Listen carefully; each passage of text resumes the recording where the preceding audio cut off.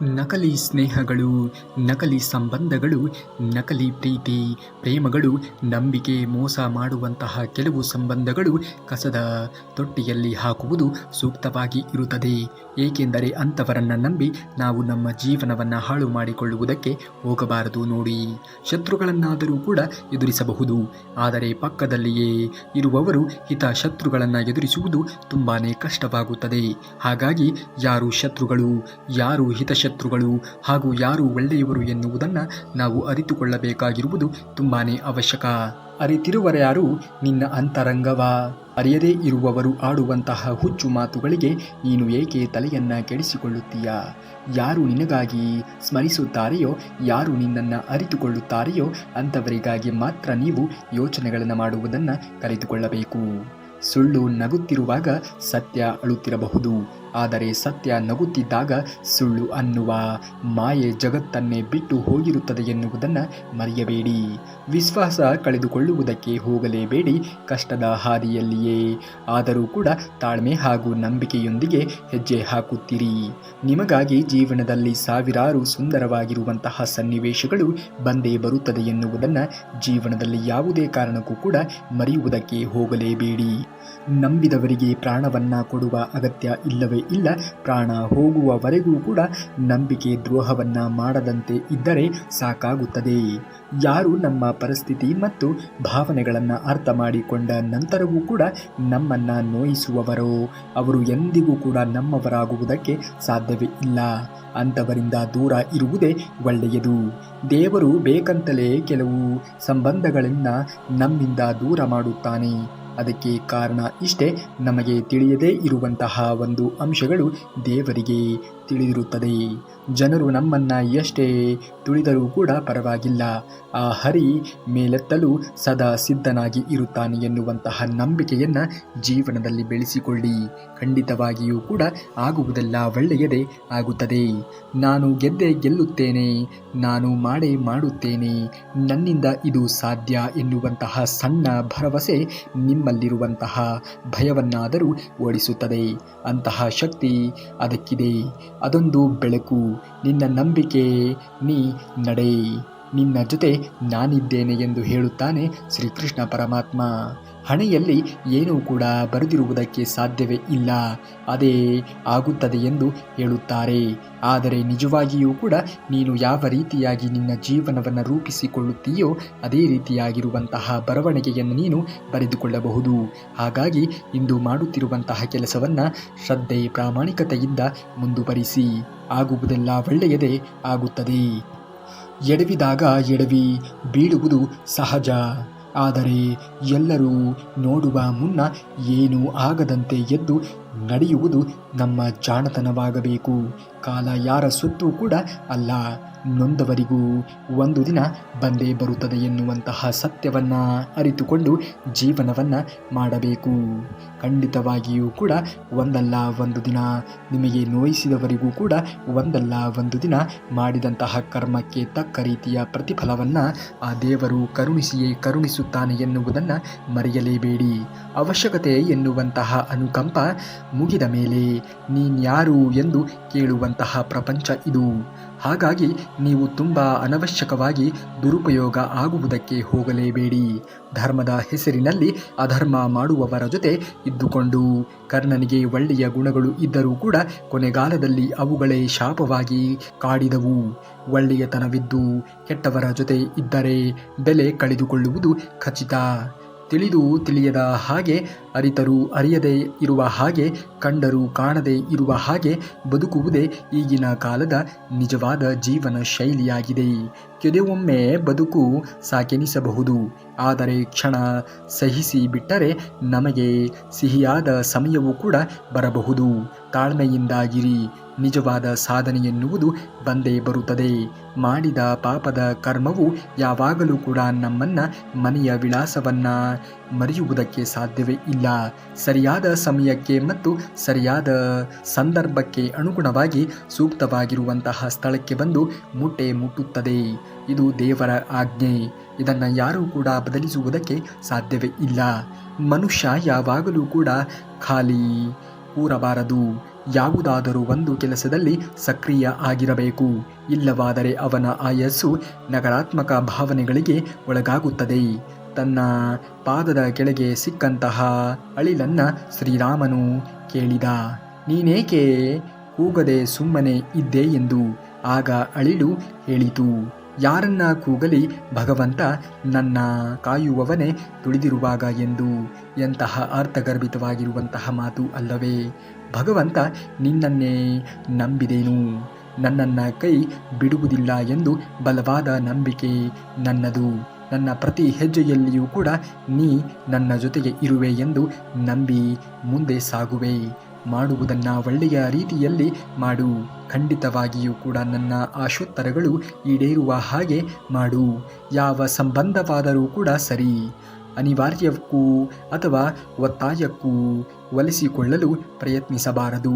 ಅದು ಹೆಚ್ಚು ಸಮಯವನ್ನು ನಮ್ಮ ಜೊತೆಯೇ ಉಳಿಸಿಕೊಳ್ಳುವುದಕ್ಕೆ ಸಾಧ್ಯ ಆಗದೇ ಇರುವಂತಹ ಪ್ರಸಂಗ ಬಂದರೂ ಬರಬಹುದು. ಮನುಷ್ಯನ ಜೀವನದಲ್ಲಿ ಎಲ್ಲಕ್ಕಿಂತ ದೊಡ್ಡ ಗುರು ಅಂದರೆ ಸಮಯ. ಸಮಯ ಕಲಿಸುವಂತಹ ಪಾಠ ಜಗತ್ತಿನ ಯಾವ ದೊಡ್ಡ ವಿಶ್ವವಿದ್ಯಾಲಯವೂ ಕೂಡ ಕಲಿಸುವುದಕ್ಕೆ ಸಾಧ್ಯವೇ ಇಲ್ಲ. ಹಾಗಾಗಿ ಜೀವನದಲ್ಲಿ ಸಮಯವನ್ನು ಸರಿಯಾದ ರೀತಿಯಲ್ಲಿ ಯಾರು ನಿರ್ವಹಣೆಯನ್ನು ಮಾಡುತ್ತಾರೆಯೋ ಅವರು ಮಾತ್ರ ಜೀವನದಲ್ಲಿ ಮುಂದೆ ಬರುವುದಕ್ಕೆ ಸಾಧ್ಯವಾಗುವುದು. ವಾದ ಇರುವಂತಹ ಮಾತಿಗಿಂತ ಸ್ವಾದ ಇರುವಂತಹ ಮೌನ ತುಂಬಾ ಮಹತ್ವವಾಗುತ್ತದೆ. ವಾದದಿಂದ ಜನರನ್ನು ಗೆಲ್ಲಬೇಕು ಎಂದು ಹೋರಾಡಬೇಡಿ. ನಿಮ್ಮ ಮೌನದಿಂದ ಮನಸ್ಸನ್ನು ಗೆಲ್ಲುವುದನ್ನು ಕಲಿಯಿರಿ. ಯಾರು ನಿಮ್ಮ ಮೌನವನ್ನು ಅರ್ಥ ಮಾಡಿಕೊಳ್ಳುತ್ತಾರೆಯೋ ಅಂಥವರು ಎಂದಿಗೂ ಕೂಡ ನಿಮ್ಮ ಜೊತೆ ವಾದಕ್ಕೆ ಇಳಿಯುವುದಕ್ಕೆ ಬರುವುದೇ ಇಲ್ಲ. ಹಣೆಬರಹ ಎಂದು ಎಲ್ಲವನ್ನ ಸಹಿಸಿಕೊಳ್ಳಬೇಡಿ. ಧೈರ್ಯವಾಗಿ ಮುನ್ನುಗ್ಗಿ. ಭಗವಂತ ನಿಮ್ಮ ಅಕ್ಕಪಕ್ಕದಲ್ಲಿಯೇ ಇರುತ್ತಾನೆ ಎನ್ನುವುದನ್ನು ಮರೆಯಬೇಡಿ. ಹೆಣ್ಣನ್ನು ಪ್ರೀತಿಸದೇ ಇದ್ದರೂ ಕೂಡ ಪರವಾಗಿಲ್ಲ, ಆದರೆ ಆಲಿಸಬೇಡಿ.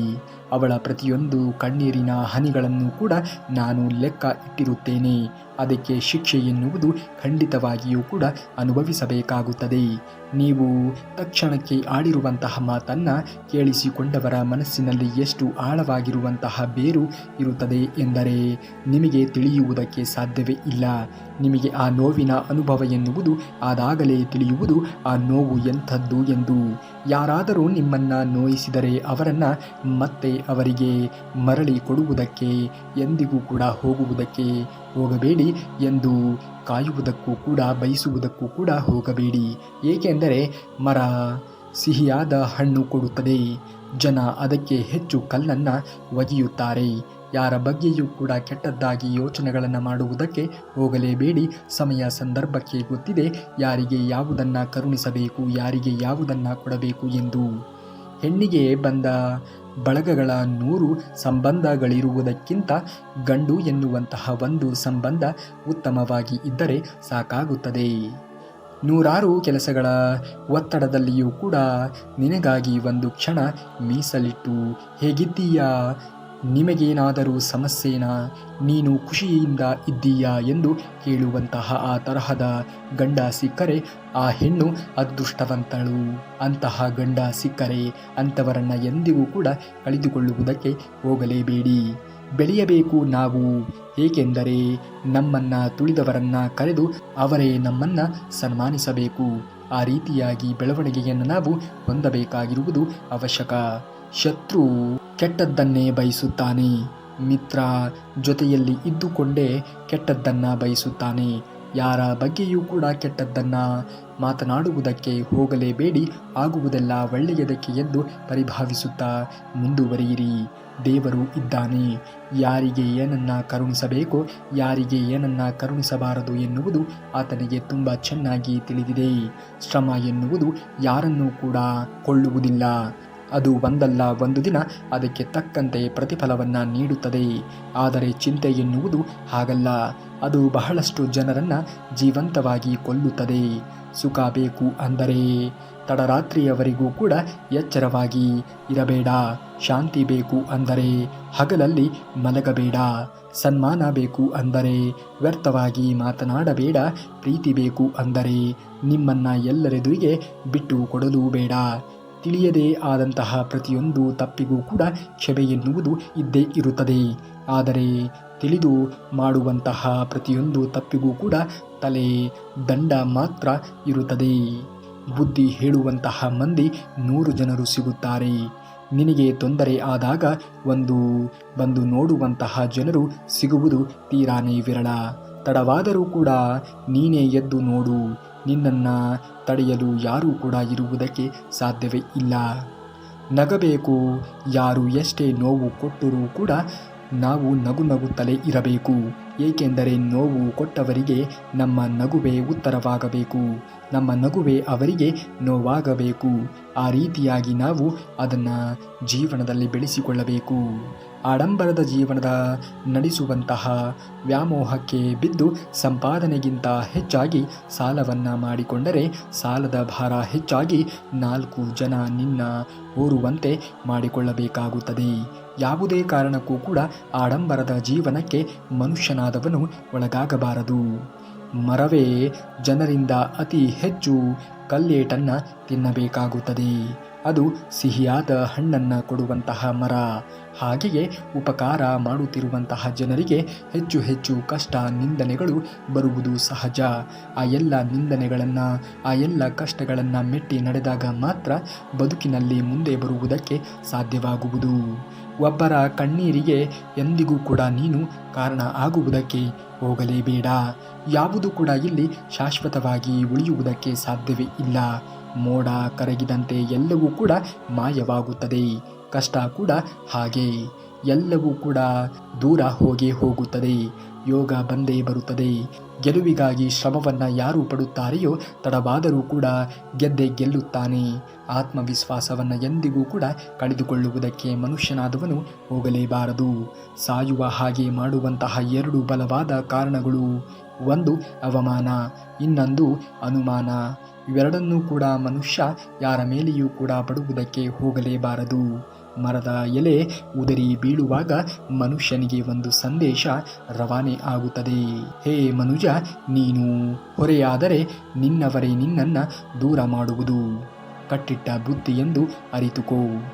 ಹಣವು ಒಂದು ಸಣ್ಣ ನಾಣ್ಯ, ಆರೋಗ್ಯ ಒಂದು ದೊಡ್ಡ ನಾಣ್ಯ, ಪ್ರೀತಿ ಒಂದು ಅದೃಷ್ಟದ ನಾಣ್ಯ, ಸಂಬಂಧ ಎನ್ನುವುದು ಒಂದು ಸಿಹಿ ನಾಣ್ಯ, ಆದರೆ ಸ್ನೇಹವು ಒಂದು ಚಿನ್ನದ ನಾಣ್ಯ.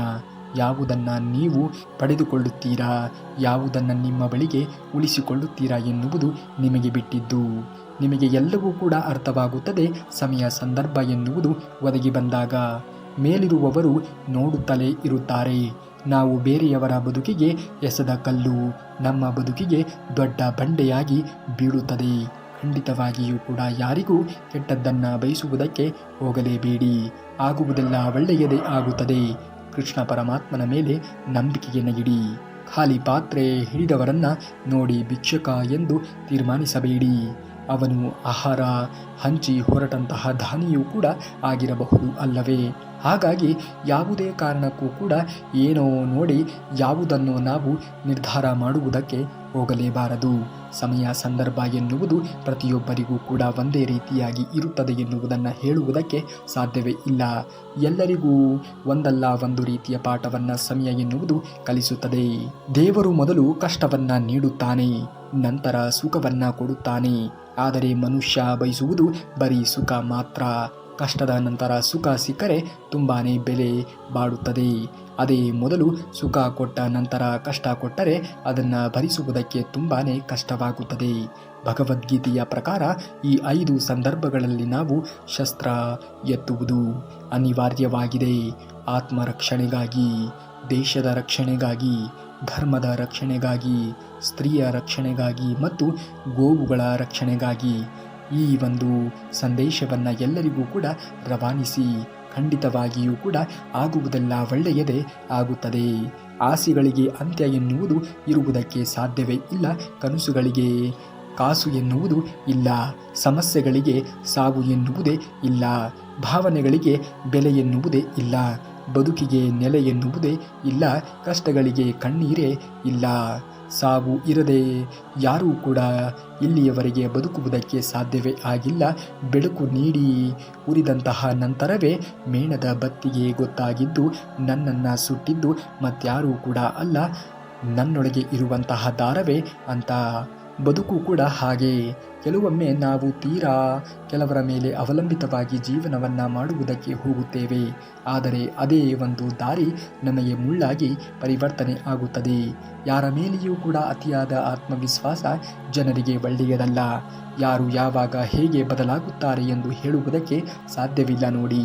ಮತ್ತೆ ಬಿಸಿ ಮಾಡಿಕೊಂಡ ಚಹಾ ಮತ್ತು ಮತ್ತೆ ರಾಜಿ ಮಾಡಿಕೊಂಡಂತಹ ಸಂಬಂಧ ಎರಡು ಎಂದಿಗೂ ಕೂಡ ಮೊದಲಿನ ಹಾಗೆ ಸಿಹಿ ಕೊಡುವುದಕ್ಕೆ ಸಾಧ್ಯವೇ ಇಲ್ಲ. ಸ್ವಾಭಿಮಾನವನ್ನು ಕಳೆದುಕೊಂಡು ಸಾವಿರಾರು ಜನರ ನಡುವೆ ಬದುಕುವುದಕ್ಕಿಂತ ಇರುವಂತಹ ಸ್ವಾಭಿಮಾನವನ್ನು ಇನ್ನೂ ಹೆಚ್ಚು ಮಾಡಿಕೊಂಡು ಒಬ್ಬರೇ ಬದುಕುವುದು ಅತಿ ಉತ್ತಮವಾದಂತಹ ಕೆಲಸ. ಮನಸ್ಸಿನಲ್ಲಿ ಇರುವಂತಹ ನೋವುಗಳು ವಾಸಿ ಆಗುವುದಕ್ಕೆ ಬೇಕಾಗಿರುವುದು ಎರಡೇ ಎರಡು ಔಷಧಿ. ಒಂದು ಕಾಲ, ಮತ್ತೊಂದು ಮೌನ. ಮೋಸ ಮಾಡುವವರು ಮುಗ್ಧರನ್ನೇ ಹುಡುಕುತ್ತಾರೆ. ಹಾಗೆ ಮೋಸ ಹೋಗುವವರು ಕೂಡ ಮೋಸ ಮಾಡುವವರನ್ನೇ ನಂಬುತ್ತಾರೆ. ತಪ್ಪು ಯಾರದ್ದೇ ಆಗಿರಬಹುದು. ಒಂದು ಮಾತು ತಗ್ಗಿಸಿ ಬದುಕುವುದರಿಂದ ಕೆಲವು ಹೃದಯಕ್ಕೆ ಹತ್ತಿರವಿರುವ ಸಂಬಂಧಗಳು ಬಲವಾಗಿ ಉಳಿಯುತ್ತವೆ.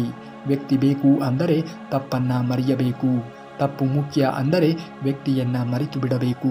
ಇದು ಜೀವನದ ಸೂತ್ರ. ಇದನ್ನು ಅಳವಡಿಸಿಕೊಂಡು ಜೀವನ ನಿರ್ವಹಣೆಯನ್ನು ಮಾಡುವುದನ್ನು ಕಲಿತುಕೊಳ್ಳಿ. ಆಗುವುದೆಲ್ಲ ಒಳ್ಳೆಯದೇ ಆಗುತ್ತದೆ. ಅವಶ್ಯಕತೆಗಳಿಗಾಗಿ ಹುಟ್ಟಿದಂತಹ ಬಂಧು ಸಂಬಂಧಗಳು ಅರ್ಧಕ್ಕೆ ನಿಂತು ಹೋಗುತ್ತದೆ. ಹೃದಯದಿಂದ ಹುಟ್ಟಿದಂತಹ ಬಂಧ ಸಂಬಂಧಗಳು ಹೃದಯ ಬಡಿತ ನಿಲ್ಲುವವರೆಗೂ ಕೂಡ ಜೊತೆಯಾಗಿ ಇರುತ್ತದೆ ಎನ್ನುವುದನ್ನು ಯಾವುದೇ ಕಾರಣಕ್ಕೂ ಮರೆಯುವುದಕ್ಕೆ ಹೋಗಲೇಬೇಡಿ. ಹಣವಂತರ ಜೊತೆ 100 ವರ್ಷ ಬದುಕುವುದಕ್ಕಿಂತ ಹೃದಯವಂತರ ಜೊತೆ 3 ದಿವಸ ಬದುಕಿದರೆ ಜೀವನ ಎನ್ನುವುದು ಸಾರ್ಥಕವಾಗುತ್ತದೆ. ಕೆಟ್ಟ ಕರ್ಮಗಳಿಗೆ ಅಷ್ಟೇ ಅಲ್ಲ, ಇತ್ತೀಚಿನ ದಿನಗಳಲ್ಲಿ ನಮ್ಮ ಅಳತೆ ಮೀರಿರುವಂತಹ ಒಳ್ಳೆಯತನಕ್ಕೂ ಕೂಡ ಎಷ್ಟೋ ಬಾರಿ ನಾವು ಶಿಕ್ಷೆಯನ್ನು ಅನುಭವಿಸಬೇಕಾಗಿರುವಂತಹ ಸಂದರ್ಭಗಳು ಒದಗಿ ಬಂದಿರುತ್ತದೆ. ಜೀವನದಲ್ಲಿ ಆಗುವುದೆಲ್ಲ ಒಳ್ಳೆಯದೇ ಆಗುತ್ತದೆ ಅಥವಾ ಆಗಿದೆ ಎನ್ನುವಂತಹ ನಂಬಿಕೆಯಲ್ಲಿ ನಿಮ್ಮ ಜೀವನವನ್ನು ಕಳೆಯಿರಿ. ಖಂಡಿತವಾಗಿಯೂ ಕೂಡ ಒಳ್ಳೆಯ ಸಮಯ ಎನ್ನುವುದು ನಿಮಗೂ ಬಂದೇ ಬರುತ್ತದೆ. ಕೆಲವರನ್ನ ಅರಿತೆ, ಕೆಲವರಿಂದ ಕಲಿತೆ, ಕೆಲವರನ್ನ ಅರಿತು ಮರೆತೆ, ಇನ್ನು ಕೆಲವರನ್ನ ಅರಿಯಲಾಗದೆ ಮುಂದೆ ಹೊರಟೆ.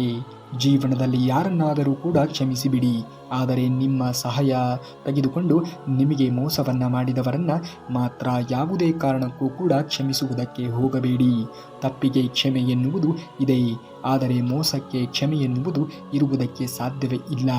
ಪೆಟ್ಟು ತಿಂದು ಕಲ್ಲು ಶಿಲೆಯಾಗುತ್ತದೆ.